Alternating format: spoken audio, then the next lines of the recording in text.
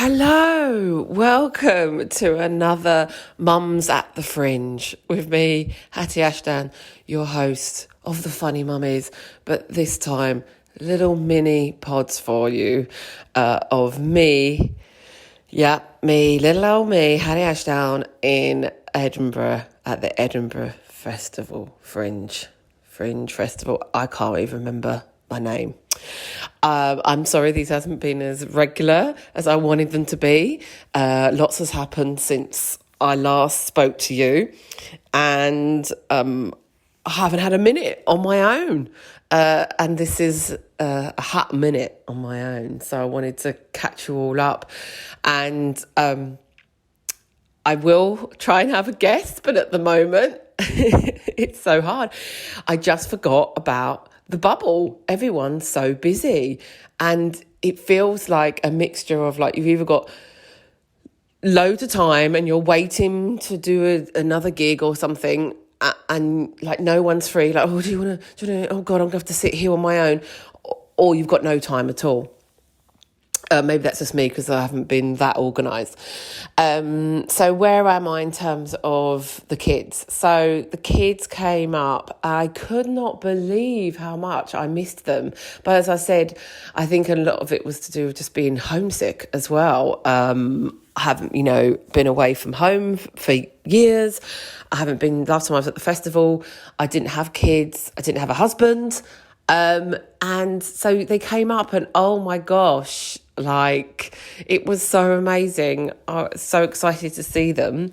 And with the Ed Fringe, when you're doing a show every day, what I forgot about was the adrenaline, because even at night, I can't sleep because I'm thinking about my show all the time. And then you wake up and you're like, and having the kids here actually helped in a weird way because, it's a distraction. They've got their little things that don't seem that important to anyone else, but it's to them. And you're like, it grounds you, basically. They threw themselves completely into the Fringe life, taking them to lots of shows. If you're listening to this and you're coming up to the Fringe with your kids, I will leave some recommendations. Basically, House of Oz. Just go to our House of Oz. They've got loads of kids show there and a great circus show there, which also do a workshop so your kids can learn to do some acrobats. But yeah, they really got into it. My oldest was on stage nearly every show. They came to see me do stand up at a show called Comedy Club for Kids, and I just did 5 minutes, and it's the first time I've done anything like that. And it was okay, but I learned a lot. Entertaining children on stage is a lot different to entertaining adults. You basically just need to do a lot of saying bum a lot, which I know works with my kids, but you've got to try it out. So, and I'm just moving out of the flat that we lived in with the kids. They went back yesterday and I felt very flat with them going back. Which is mad because future me is saying, appreciate this time on your own when you can just get a coffee whenever you want. You can do whatever you want. But yeah, it was like, I can't believe it. If you need to appreciate your kids, come and do the Edinburgh Fringe. And then you appreciate the chaos. But they've gone. So now we're over halfway of the Fringe, and how's my show going, you ask? Well, a lot better. When I spoke to you, I don't think I'd even started my show. The first one was horrendous, but there was only about 4 people in the audience, and I cried when I came home and thought, what have I done? And then the next day was like a complete different show and day, thank God. And the audience have been lovely. My show, The Worry Draw, it's a show about, what I've realised is it's a show about so many things. It's a show about unconditional love. It's a show about mother-daughter relationship. And yes, it is about grief, but not as you might think. So I get people come up and they want to hug me, and I love that. And people want to tell me their stories, and people want to tell me, their experiences of being a mum with no mum.